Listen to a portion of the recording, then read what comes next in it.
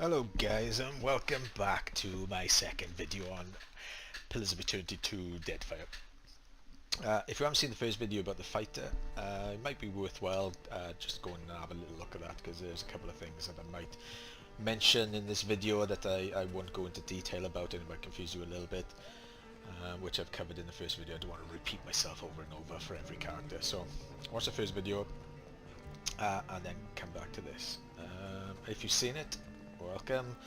Today we're going to be covering the Paladin, like I just said. He's pretty similar to the fighter in many respects. He's heavily armoured, he's saber and shield. Oh, that's the fighter actually. He's heavily armoured, he's saber and shield, and he's mace and shield. And he looks friggin' amazing. Look at this guy, man. He's just like, what the fuck? I'm going to go into this nightclub and kick some ass. Yeah, pretty awesome. There's a couple of things on you actually I need to sort out, but right, okay. Mariner's Porridge, just keep an eye on that, +2 con, +1 might. I will be covering it on character creation. I did mess up this character a little bit on creation. I thought some things would be more handier than others, and they actually weren't. So, let's go and see the old barkeep. What can I do? See anything you like?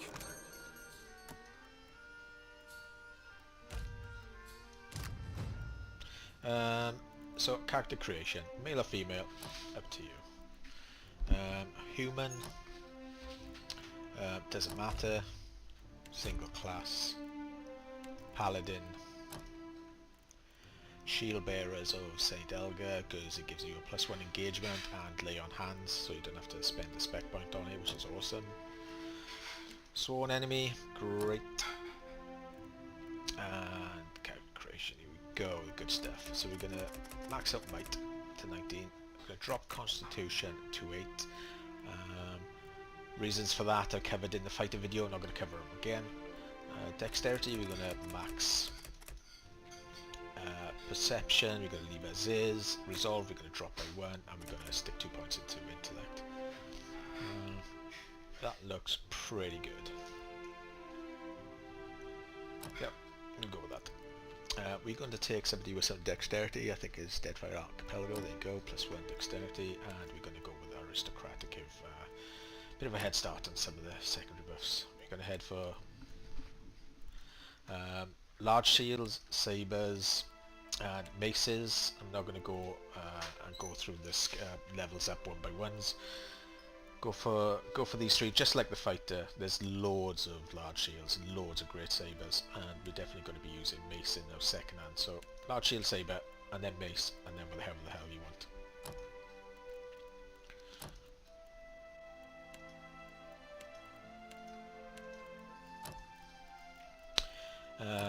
You pick your stuff as is.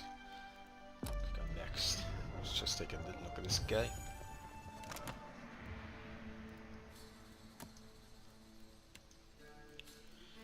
So, 19 might, which is going to get capped to 20. I say capped, it's going to get to 20. When I say cap, what I mean is it's going to get 20, because we aim for 20, which is, it gives extra stuff, which I'll cover in a minute. The Mariner's Porridge is going to pump might up to 20, it's going to pump the Constitution back up to 10, so we don't lose any negative effect. We gain some great fortitude from might, which is brilliant, and we gain an extra 27%, which should be 30% to our healing, which is what this character is mainly about. So he's going to be a bit of a tank and a bit of a healer, which he does quite well. Dexterity is going to get capped to 20 when we pick up a certain item. Dexterity items are few and far between, but there are a pair of boots which you get early on called the Boots of Stone. So as soon as you see them, pick them up, stick them in him, and or stick them on him rather, and that'll pump your dexterity up to 20, which is where we want it. That gives you an extra 30% action speed and 20 reflex, which is going to help you dodge some attacks. Wrong character. Perception, not important. Reflex is negated by your dexterity. Accuracy, yeah, okay, he's going to miss quite a bit, but we're not bothered.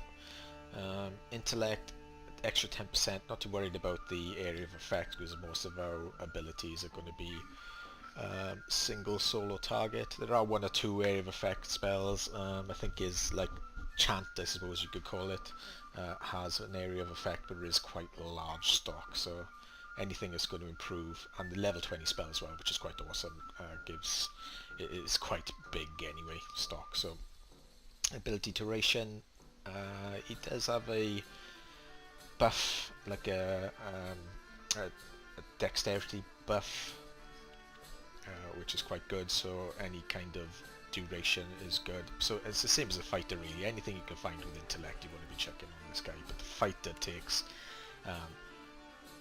preference because you want him to be spamming his Need a hand? these two abilities as much as possible. So anything extra you can find with intellect, check him on the Paladin for sure. Resolve, 0% hostile effect duration, not too bothered. 0 deflection, yeah, okay, that's it's a little bit tight, that deflection, but if you have a look at my characters, 131 on a level 19 fighter and 114 on a level 19 paladin, even though he was a little bit gimped at the beginning, you can pick up a bit of deflection at some point, so not too worried about it. So that kind of looks good. So what we got is basically a guy who does pretty awesome damage and pretty awesome healing, and he does it quite fast. So if I just look at my level 19 character now, level this guy up. Again, same as the fighter, you can chuck 10 points into explosives and 10 points into athletics if you want. I'm not too bothered about explosives, and this guy doesn't die that much. And he's pretty busy anyway, to be honest with you. He does require a little bit of micromanagement, but his AI isn't that difficult. The scripts for the AI ain't too difficult, I'll cover him in a minute. You can leave him on his own, he's not too bad. You don't have to micromanage him massively until things get a little bit sticky, then you just need to point him in the right direction, so to speak. So we'll have high athletics to let him spam his second win. He will spam his second win quite often. He's not as tanky as the fighter. Passive skills, try to get him around 2 or 3, obviously because of the diminishing returns, there's no point going overboard. Put an extra point or 2 into Intimidate for the reasons I covered in the fighter video. We might as well put that in there. Okay, abilities. Lay on hands instantly, you want to get this straight away. It's a great heal, and it also prevents death as well. Second ability, you want to go for a Zealous Aura. It's like a chant. It heals area of effect. Is 5 meters, which is quite big. Once you got that, you need to get this one as well, so it also provides allies with the same effect. Other stuff, really not too much to write home about. There is a sworn enemy, and actually this character is different from the one I just created, so you should have sworn enemy as is. The second one from sworn enemy is brand enemy, which is quite good. It does a little bit of burn damage over time. Obviously you can take reviving exhortation if you feel you need it. I found early game I was using it quite a bit, but by late game I didn't need it, so I respect and I put the point somewhere else. Haste, pretty good. I use it at hasten my cleric or priest straight off the bat. As soon as combat starts, he hastes the priest, and sometimes I haste the archer as well. And the last one is Light Up Pure Zeal, which is pretty awesome. There are a couple of other things that are kind of handy, which you might want to have a look at, have a little go through.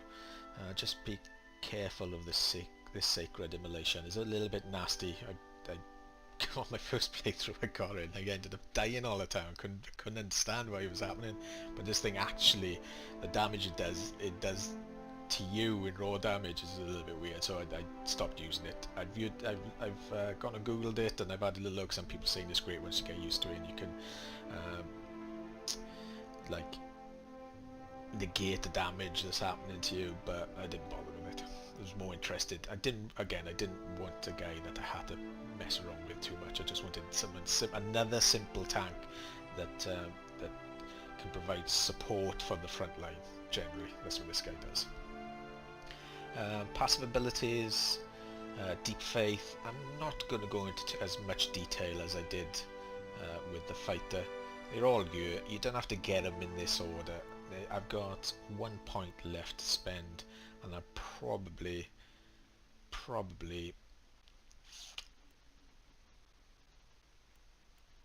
going to put it. I don't know. I did have something in mind actually. I can't remember what it was. No. Ah, well, I'll have a look later on. But I got 1 point to spend. I'm going to check it somewhere. But here they are anyway. Have a little look. Go through them yourself. Put your mouse over them. Leave any comments below if you think I've missed something out here, which would really help. But if you go for this build, he's pretty solid guy. He's usually the last but one to die after the fighter. Once he goes, it's game over really. The fighter can't really do a lot. I'll go and show you now the AI script. Yeah, I'll come back to that. Yeah?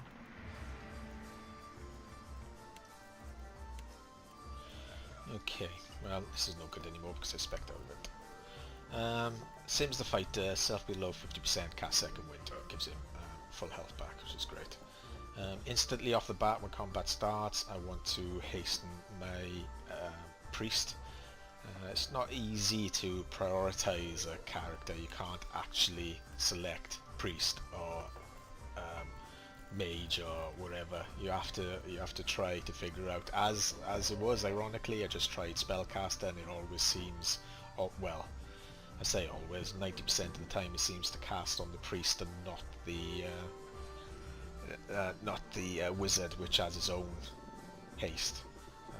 You don't want to cast in on the wizard because the wizard has its own haste, which we'll cover later. If it's not working and you find in his casting on the wizard, you're going to have to do something else. You're going to have to try to figure it out. You're going to have to have a look at your the difference between your wizard and all the other guys and try to find something that's lowest armor. It's not easy. Like, it's not easy. Lowest armor, lowest will, whatever. But you can do it. You just got to look into it. For instance, if I just come out here now, just have a look at the difference between the two characters here. Need a hand? Like this character's got 125, so if I had to select one of them, like lowest will, it would be this guy, for instance. And obviously with the casters, the differences are a little bit startling as well. So eventually you will figure it out, my friends. So yeah, so instantly as soon as battle starts, he's going to hasten my priest. This light suppose really not going to get until you're level 18 or level 19, and I'm only going to cast it when there's 2 enemies in range. I should generally change that a little bit. I put it to 10 seconds, but it doesn't matter because I only get one of them, so I could leave that at 0. I think I might change this a little bit because I don't really. I'm going to put a health check on it as well.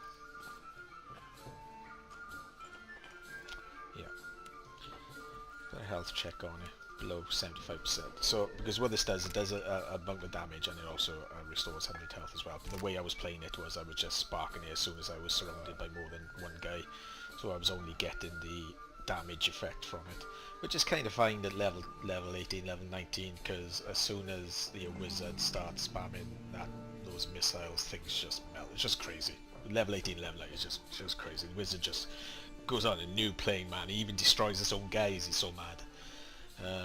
So this guy was just popping in. Things were just melted around him.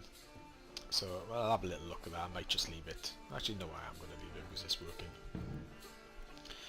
The heals are the next part. You have to do one for yourself, and you have to do one for your allies. Because you can't create the lay hands. You can't select self and ally, so you're going to have to copy these two things. One of them is going to be self, and one of them is going to be ally. So what we're going to do is, if I'm below, basically what it says is, if I'm below 75%, lay greater hands on me. if I don't have any greater hands, if I'm still below 70 by myself and I don't have any greater hands, the Guan's Pledge. Now Guan's Pledge comes from an item that I picked up, so you probably won't have that. And then after that, then use Lay on Hands. Now you say to yourself, why are you using Lay on Hands or are you using Greater Lay on Hands? Greater Lay on Hands uses 2 zeal and Lay on Hands uses 1 zeal. So basically what it's saying is, if I don't have enough zeal, then I'll use the lesser Lay on Hands. I put a 7-second cooldown on that as well. You can change that a little bit if you find it's not healing fast enough. I think Greater Lay on Hands actually has 5 seconds.